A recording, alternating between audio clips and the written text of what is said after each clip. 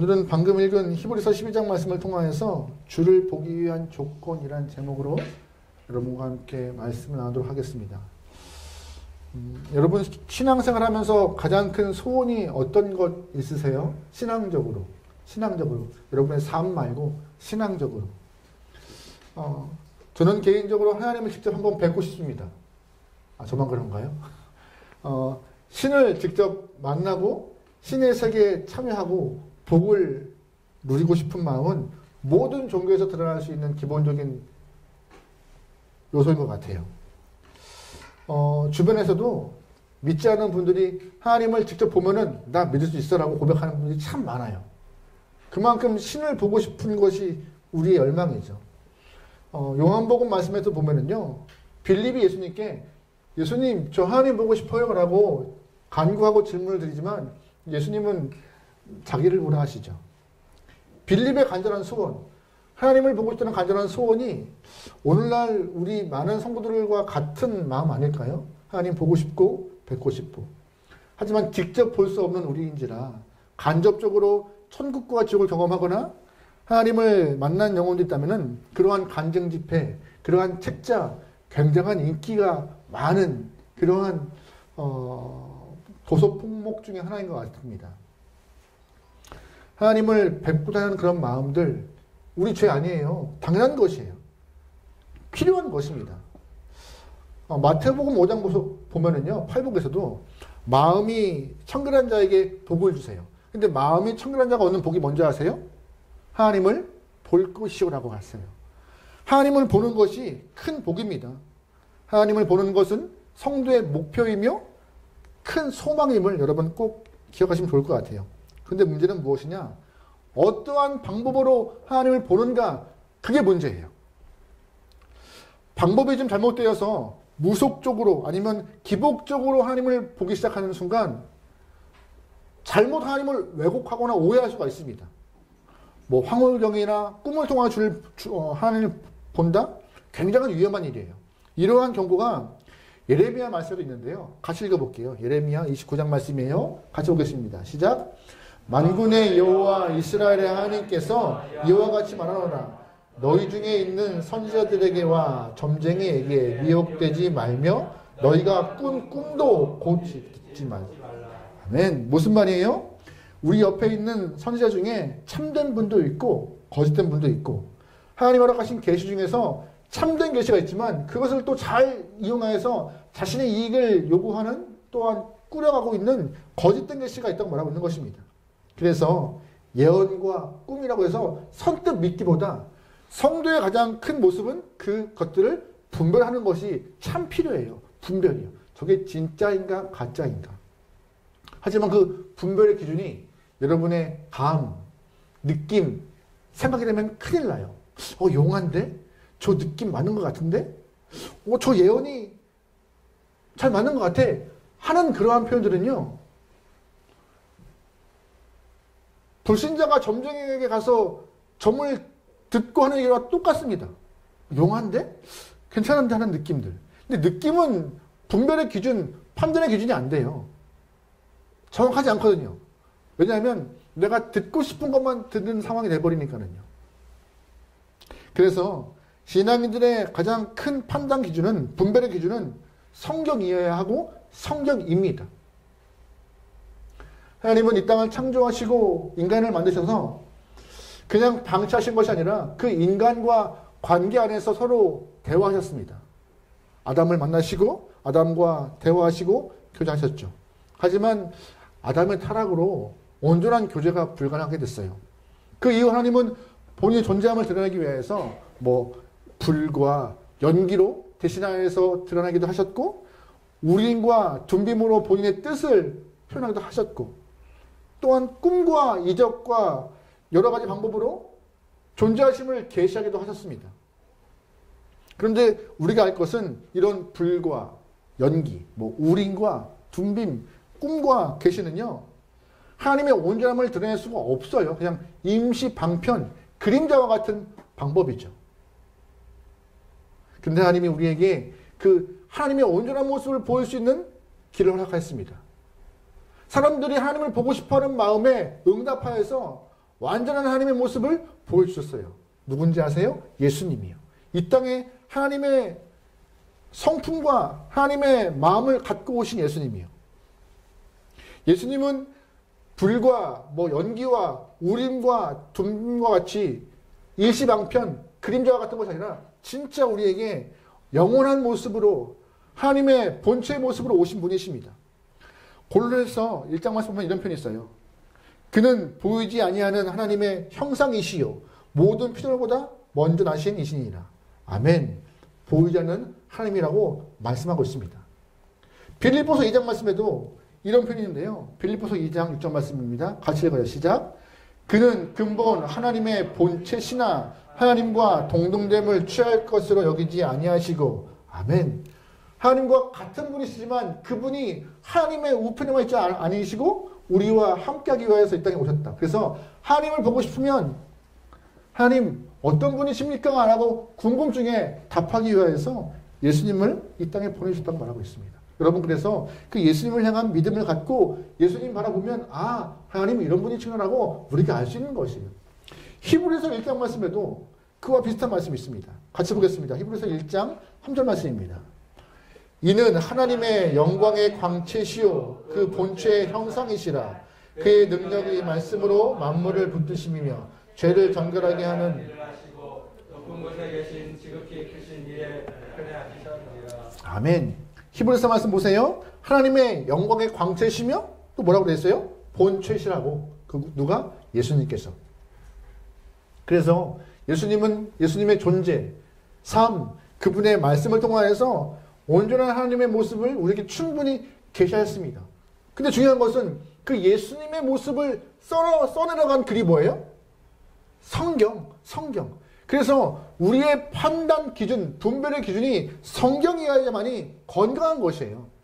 하나님의 형상으로 이 땅에 오신, 본체로 오신 그 예수님의 말씀, 행적, 그 모든 것들을 기록한 성경이 내 생각과 내 느낌과 내 감이 분별의 기준이 아니라 성경 말씀의 기준을 두고 우리의 꿈과 예언도 판단하는 것이고 그렇게 해석해야지만이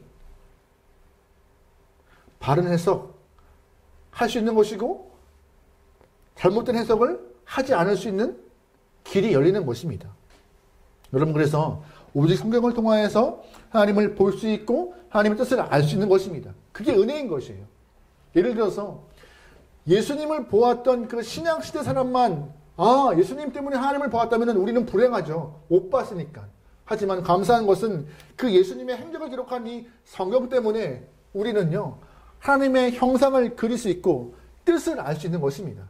그래서 우리에게도 하나님은 항상 함께하고 계심을 여러분 꼭 신뢰하면 좋을 것 같아요. 근데 중요한 것은 오늘 본문에서 주를 봐야 한대요. 중요한 것은 하나님은 눈앞에 보이지 않는 분이신데 주를 봐야 한대요. 이게 참 우리에게 숙제입니다. 그럼 주를 보는 게 뭘까요? 주를 본다는 게 뭘까요? 가장 단순하게 말씀드리면 천국에 들어가는 것이 주를 보는 것입니다. 천국에 들어가는 것이요. 우리가 오늘 본문에 있는 문자와 같이 주를 보는 것이 가능해요? 불가능해요? 불가능해요. 왜냐하면 하나님은 형체가 없으신 순수한 영이시니까요. 불가능합니다. 디모데전서 6장 10절 말씀에 이런 표현이 있어요. 같이 읽어보겠습니다. 시작. 오직 그에게만 죽지 아니함이 있고 가까이 가지 못할 빛이 거하시고 어떤 사람도 보지 못하였고 또 볼 수 없는 이시니 그에게 존귀와 영광을 돌릴지어다. 아멘. 어떤 사람도 보지 못했고 또한 볼 수가 없는 분이시래요. 누가요? 하나님이요. 언제나 계시며 언제나 죽지 않고 우리와 함께 하시는 분이 하나님이라고 말하고 있습니다. 역사상 하나님과 가장 가까이 있던 사람이 있습니다. 누군지 아세요? 모세. 모세가 하나님과 가장 가까이 있던 사람 중에 하나인데 출애굽기 말씀 보면은 그 가까이 있던 모세도 하나님을 정면으로 보지 못했어요. 하나님이 비추신 영광의 한 측면만 보고도 얼굴이 광채가 날 만큼 감당할 수 없는 것이 우리 인간의 모습이에요. 그래서 하나님을 볼 수가 없는 것입니다. 우리는 육안으로 볼 수 있는 것이 아니라 감사하게도 오늘 본문에서 하나님을 본다라는 이 뜻은 헬라어로 유세테라는 말인데 하나님을 이해한다, 체험한다, 느낀다, 경험한다 라고 해석할 수 있는 말이에요. 눈으로 보는 것이 아니라 우리가 삶을 통하여서 믿음을 실어 나갈 때, 말씀을 이해해 나갈 때 하나님을 느끼고 경험하고 체험하고 이해할 수 있는 그 문이 열렸더라고. 우리에게 은혜가 있으면 여러분 꼭 기억하시면 좋겠습니다. 하나님을 어떻게 믿어가 아니라 믿어지게 할 수 있는 길이 열린 것이에요. 체험할 수 있는 길이 열린 것이에요. 경험할 수 있는 길이 열린 것이고 이해할 수 있는 방법이 우리에게 허락된 겁니다. 어떻게 해요? 오늘 본문 말씀에 이런 표현이 있어요. 모든 사람과 더불어 뭘 이뤄요? 화평. 또 뭘 이뤄요? 거룩함. 화평과 거룩함으로 우리가 하나님을 경험할 수 있는 길이 열린 거예요. 화평과 거룩함이요. 그냥 볼래라고 떼쓰는 것이 아니라 그냥 보겠다고 이렇게 막 혼자 애쓰는 것이 아니라 내 삶에서 화평과 거룩함으로 무장하는 순간 하나님을 볼 수 있고 이해할 수 있고 경험할 수 있고 체험할 수 있는 길이 열려 있다라고. 두 가지요. 화평과 거룩이요. 화평이 뭐예요? 화평은요, 평안함을 이루는 것입니다. 여러분, 화평함을 이루어가는 삶이 그리스도인의 기본적인 자세임을, 그리스도인의 본질임을 본문은 말하고 있는 것이에요. 여러분, 아까도 말씀드렸지만 마태복음 5장에서도 화평한 자에게 복을 주세요. 화평하는 자는 복이 있나니? 질문드리죠. 화평하는 자가 얻는 복이 뭘까요? 화평하는 자가 얻는 복, 하나님의 자녀라 일컬음을 받는데요. 다시 말해서 하나님의 영혼들은, 성도는 화평하는 삶을 사는 것이 복된 모습이고 본질의 모습이라고 마태복음은 말하고 있습니다. 화평이요.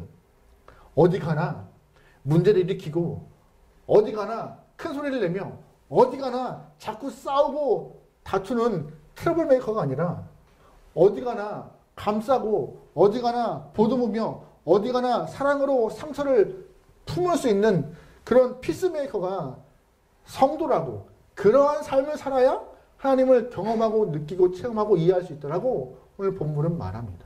여러분, 그러한 삶을 하고 계신가요? 여러분, 트러블 메이커인가요? 피스메이커인가요? 여러분의 삶에는 트러블이 없고 내가 있는 곳에 평화가 있고 내가 있는 곳에 화평이 있길 소망합니다. 오늘 본문은 또 하나 말합니다. 뭐가 삶에 있어야 주를 본다고요? 거룩함이요. 거룩함. 레위기 보면은 내가 거룩하니 너희도 거룩하다라고 우리에게 거룩을 명령하시는 하나님의 말씀을 여러분 꼭 기억하시면 좋을 것 같아요. 거룩함은 그리스도인들의 당연한 본분이고 모습입니다. 당연한 모습이에요. 그리스도인들은 보이지 않는 하나님이 보이지 않지만 하나님이 보이는 것처럼 삶에서 거룩함으로 무장해 나가야 되는 그러한 숙제를 갖고 있는 영혼들이에요. 거룩한 삶을 추구해 나가는 모습이 하나님이 우리에게 원하시는 모습이죠. 그래서 본문은 그런 화평과 거룩함으로 무장하지 않으면 주를 보지 못한다라고 정확히 못 받고 있습니다. 주변에도 안타깝지만 이 거룩함을 놓친 목회자들이 참 많아요. 거룩함을. 참 설교 잘해요. 참 능력도 많아요. 재주도 많고 저런 사람이 목회하는 것이 맞다라고 생각할 때가 참 많아요. 근데 한순간 이 화평과 거룩을 잃어버려서 믿음의 능력도 빼앗겨버린 영혼들이 참 많습니다. 주변에. 목회를 접는 분들이 참 많아요. 이것 때문에. 다시 말해서 한 영혼이 거룩과 화평을 잃어버리는 순간 믿음도 잃어버리는 일이 발생하고요.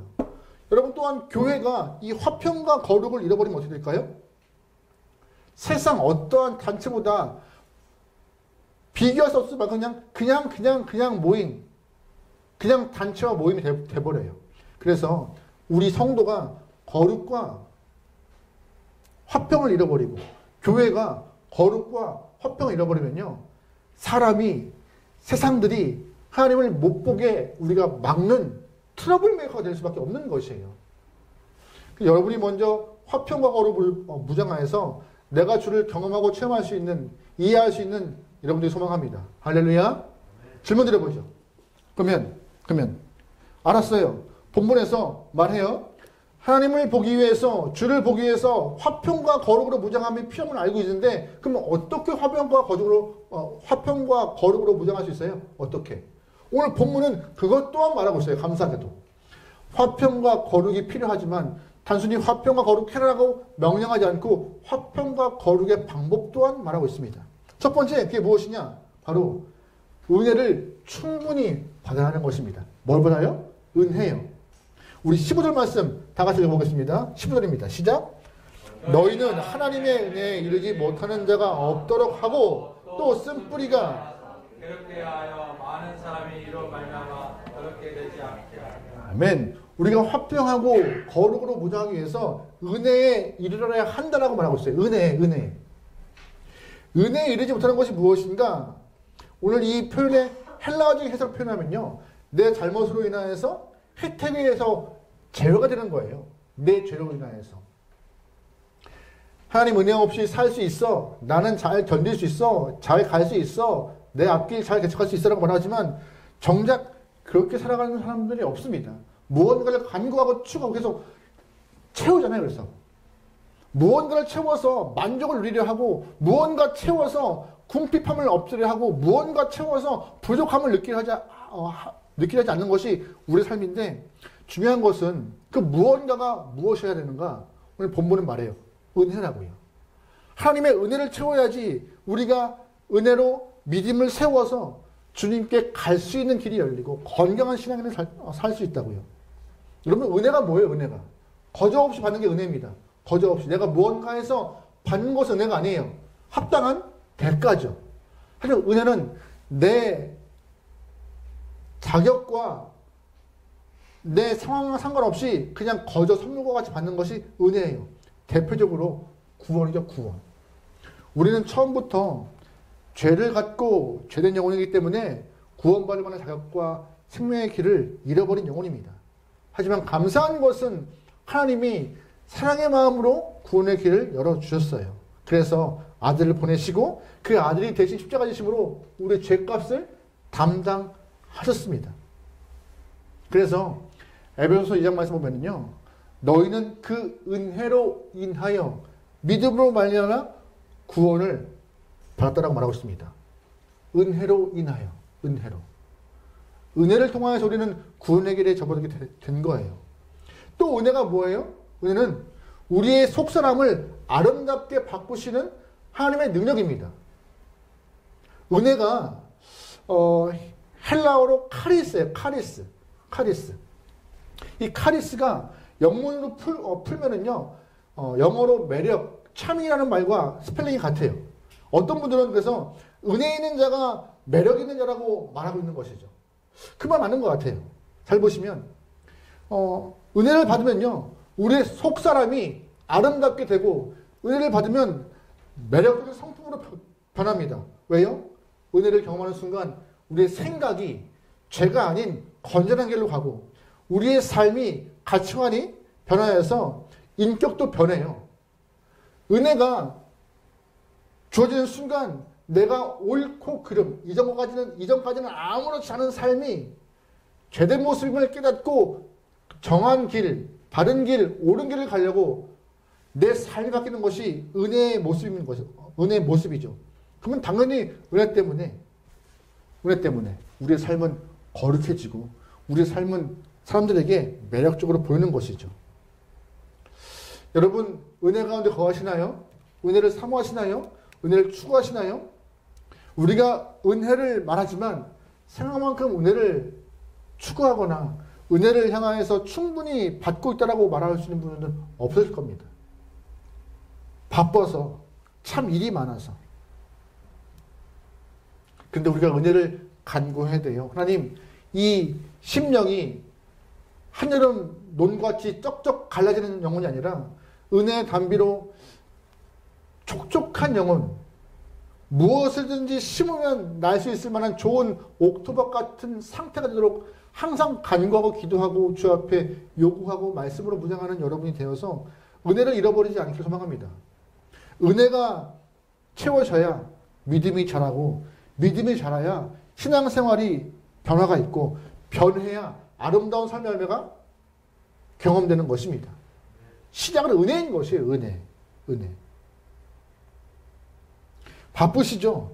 바쁘세요. 주일날 예배 한번 오는 것도 쉽지 않고 바빠서 기도하는 시간도 점점 줄어들어요. 하지만 신앙의 게으름을 피는 순간 은혜는 멀어집니다. 신앙이 게으르는 순간 믿음은 건강해질 수가 없어요. 그래서 여러분 바쁘더라도 의지를 갖고 더욱더 여러분의 삶이 은혜를 향하여서 기도와 말씀과 예배에 집중하기 소망합니다. 그것 외에는 은혜를 경험할 수 없거든요. 말씀 듣고 기도하고 진정한 예배 회복이요. 그게 은혜의 통로예요. 저는 가끔씩 무서울 때가 있습니다. 하나님이 강하게 우리의 무릎을 꺾으실까 봐 무서울 때가 있어요. 그냥 그렇게 살아가다가 어느 순간 기도가 필요한 영혼에게 너 진짜 기도 안 해? 이렇게 시간을 줬음에도 왜 그렇게 뻣뻣해? 라고 하면서 무릎을 치실까 봐. 그러면 어쩔 수 없이 아픔을 경험한 영혼이 무릎을 꿇을 수밖에 없어요. 아픔의 경험을 통해서 무릎을 꿇지 않고 믿음과 신뢰를 갖고 여러분이 간구하며 무릎을 꿇는 그런 낙타 무릎이 더 오히려 성도가 은혜를 경험할 수 있는 귀한 통로입니다. 기도하시기에 게으르지 않고 말씀 보기에 주저하지 않고 예배 나오는 것이 끌려 나오지 않는 여러분들이 소망합니다. 그래야 살아요. 그래야 살아요. 두 번째, 오늘 본문에서 화평과 거룩, 주를 보기 위해서 화평과 거룩이 필요한데 그 화평과 거룩으로 무장하기 위해서 무엇을 또 해야 되느냐? 마음의 쓴뿌리를 제거해야 돼요. 뭘 제거해요? 마음의 쓴뿌리요. 15절 말씀에 또 쓴뿌리가 나서 괴롭게 하여 많은 사람이 이로 말미암아 더럽게 되지 않게 하며. 쓴뿌리요. 쓴뿌리가 뭐예요? 독을 품고 있는 식물의 뿌리를 말하고 있는 거예요. 독을 품고 있는 식물의 뿌리요. 내면에 이렇게 쓴뿌리가 있으면요, 나도 괴롭지만 옆에는 사람 또한 많이 괴로워요. 걔네 인격도 파괴가 되지만 속해 있는 공동체도 파괴되고, 쓴뿌리를 건져내는 것은 참 필요한 일이에요. 기독교 상담학, 기독교 심리학을 공부하는 영혼들이 이 쓴뿌리에 많이 집중을 해요. 쓴뿌리. 히틀러가 유대인 600만 명을 학살한 사건을 잘 알고 계실 것입니다.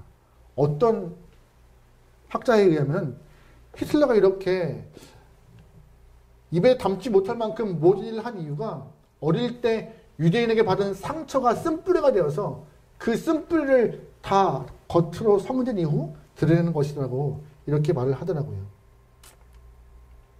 그 분노의 쓴뿌리가 역사의 비극을 만들어냈다고 이렇게 평가하고 있는 것인데, 이왕이면 여러분의 심령에 독을 품고 있는 뿌리가 아니라 믿음의 뿌리와 사랑의 뿌리와 은혜의 뿌리가 쫙 펼쳐져서 거기에 맞는 열매로 여러분의 삶이 풍성하게 소망합니다. 이왕이면 열매가 먹지 못할 열매가 아니라 남에게도 도움이 되고 나에게도 이로운 열매가 맺으면 좋잖아요.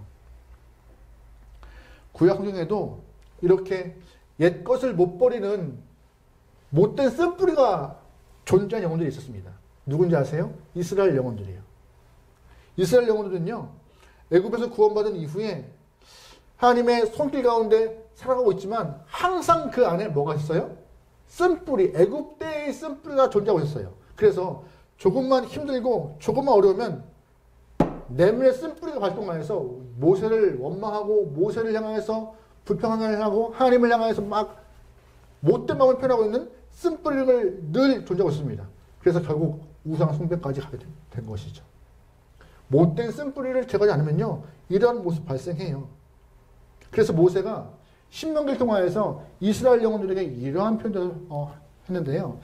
메시지상 중에서 이렇게 말을 해요. 신명기 29장 말씀인데 같이 읽어볼게요. 시작.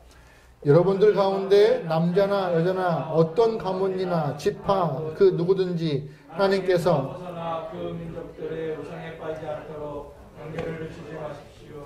독주가 여러분 가운데 잠깐의 방심을 통하여 뭐가 움트지 않도록? 독초가.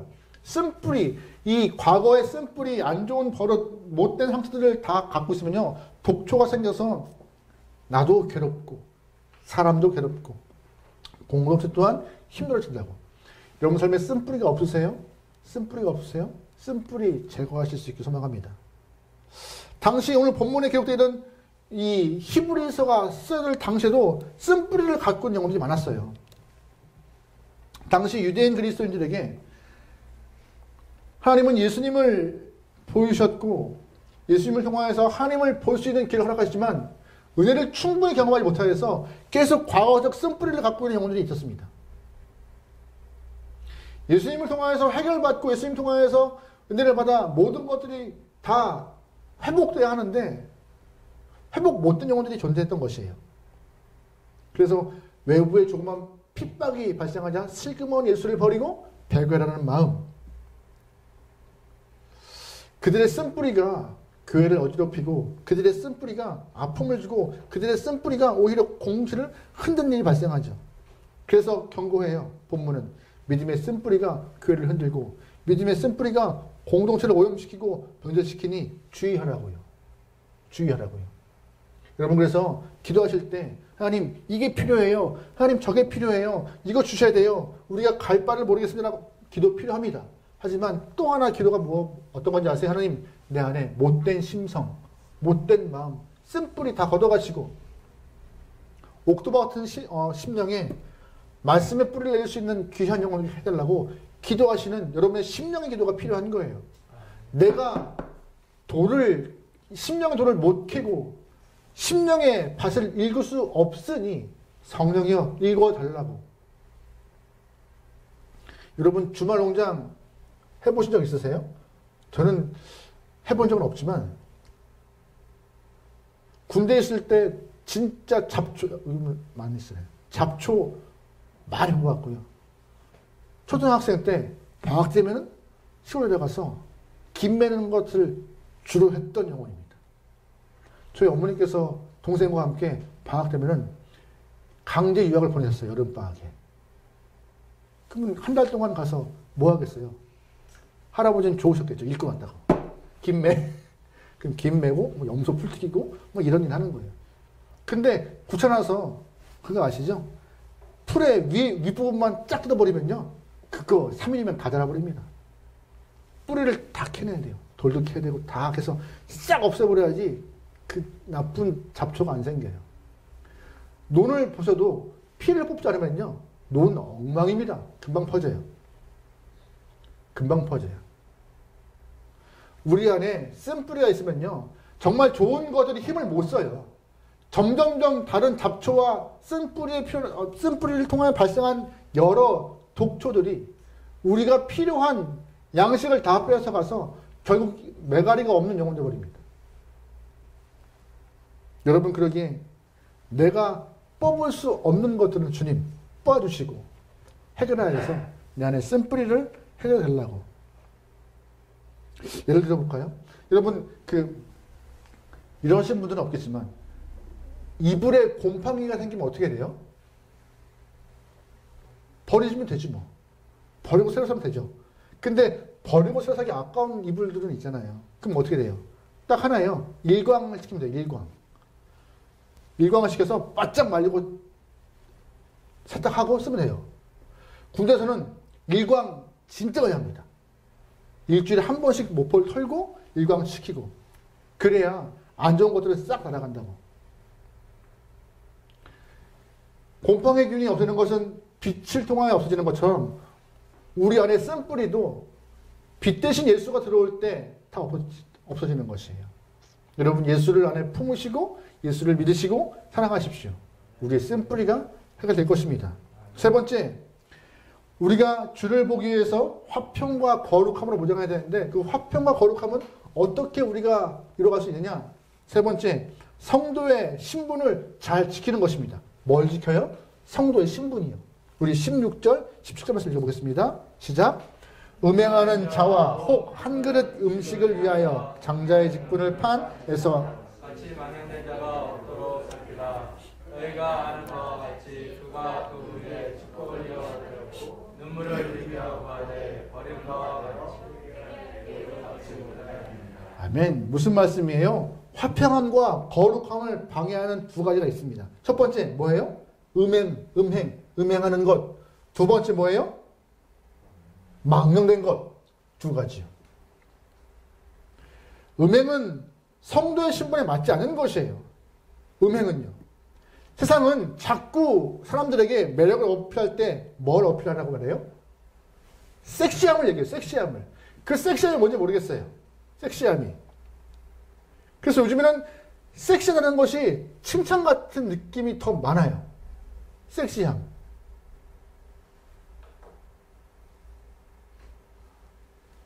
그게 옳은 걸까요? TV를 틀면은 부끄러운, 뜨거운 장면도 많이 드러나고요. 이제 아까 기도하신 집사님께서도 문화를 틈타서 자꾸 우리를 미혹하는 것들이 너무 많은 것 같아요. 문화를 틈타서. 이게 뭐 세상이 그러니까 라고 말할 수 있겠지만 아니요. 성도는 그럼에도 섹시함으로 보장하는 것이 아니라 성도는 뭘로 보장하는 거예요? 거룩함으로요. 예수의 이름으로 보장하는 영혼들입니다. 성도는 음란과 음행 가까이 할 수 없는 영혼들이에요.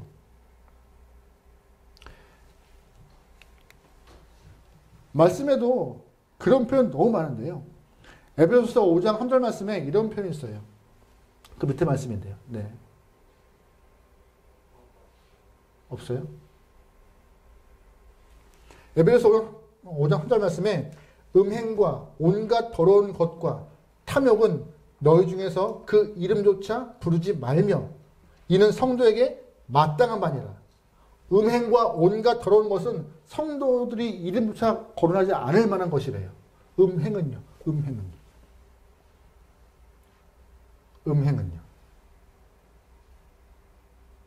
그래서 직분을 세울 때 항상 주목하는 첫 번째가 뭔지 아세요?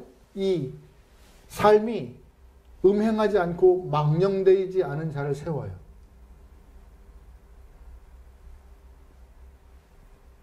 오늘 본문도 한 번 더 얘기하잖아요. 망령된 행동이 화평과 거룩을 방해한다고요. 그 예가 본문에서는 자신의 배고픔, 육체를 위하여서 장자의 직분도 팔아버린 에서를 오늘 망령된 영혼의 한 예로 드러내고 있습니다. 내 육체의 배고픔을 해결하기 위해서 하늘의 귀한 것들을 팔아버리는 그런 영혼. 이것이 망령되라고 말하고 있어요. 이 시대의 그 팥죽 한 그릇과 같은 것이 무엇일까요? 우리가 쉽게 내놓고 우리의 선한 것들을 내놓고 귀한 것들을 내놓고 팥죽 한 그릇 같이 받고 있는 것들이 무엇일까요? 육체의 쾌락, 세상의 욕망들? 여러분, 세상에 주는 쾌락과 즐거움 때문에 성도로서의 자존심을 꺾지 않게 소망합니다. 그리스도인인데, 신앙인인데, 성도인데, 장자의 명분, 하느님이 허락하신 장자의 명분을 소홀하게 여겼던 에서와 같이 우리 또한 성도로서의 이름을 소홀히 여기지 않게 소망합니다. 지켜야 해요. 명분을 지키고 음행과 망령된 모습 다 걷어내서 온전한 모습의 삶을 살아갈 때 하나님은 그 영혼에게 거룩한 자, 화평한 자, 주를 볼 수 있다라고 본문은 말해요. 유명한 역사학자, 로마의 역사학자 폴리니우스가 그 당시 로마 황제였던 티리안 황제에게 쓴 편지 이런 글이 있어요. 폴리니우스가 자기 마을에 살고 있는 그리스도인들이 어떤 사람인가라고 편지글에 이런 글이 있습니다. 그들은, 즉 그리스도인들은 결코 음란하지 않습니다. 그리고 그들은 도둑질하지 않습니다. 그리고 그들은 약속을 어기지 않습니다. 거짓말을 결코 하지 않습니다. 그들은 부채의 문제에 있어서도 절대로 깨끗함을 추구합니다. 어느 것 하나 빈틈을 만들지 않은 삶이 신앙인의 모습이라고. 아, 뭐 그럼 어떻게 이렇게 살아요? 빡빡하게. 좀 틈이 있어요. 그런 틈은 없어도 돼요. 그런 틈은.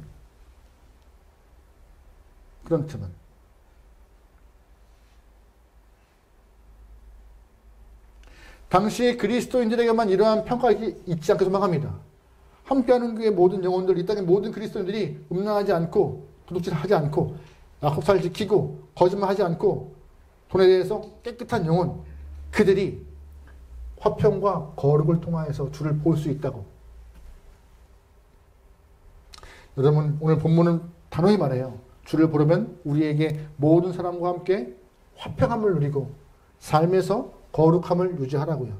그 방법은 은혜를 경험해야 되고 쓴뿌리를 거적하며 음행과 망공된 삶을 행하지 않을 때 그 모든 것을 누리셨다고. 여러분, 그러기에 여러분 삶에서 하나님을 보기 원하는 마음만 갖지 마시고 그 마음을 이뤄내기 위하여서 이해하고 체험하고 있기 위하여서 본문의 이야기처럼 은혜를 사모하며 간구하며 쓴뿌리를 제거하고 내 마음밭을 잘 일구어서 하나님의 귀한 것들을 만들어낼 수 있는 여러분들에게 소망합니다. 그래야 주를 보고 만나고 경험하고 느끼고 체험할 수 있는 영혼입니다. 여러분이 이왕 신앙생활 하시는 분들인데 하나님을 1도 모르신다면 무슨 재미를 갖고 신앙생활 하시겠습니까? 신앙생활 하시겠어요? 여러분의 삶이 화평과 거룩함으로 보장할 수 있는 주님의 귀한 영혼 되기를 주로 축원합니다. 아멘.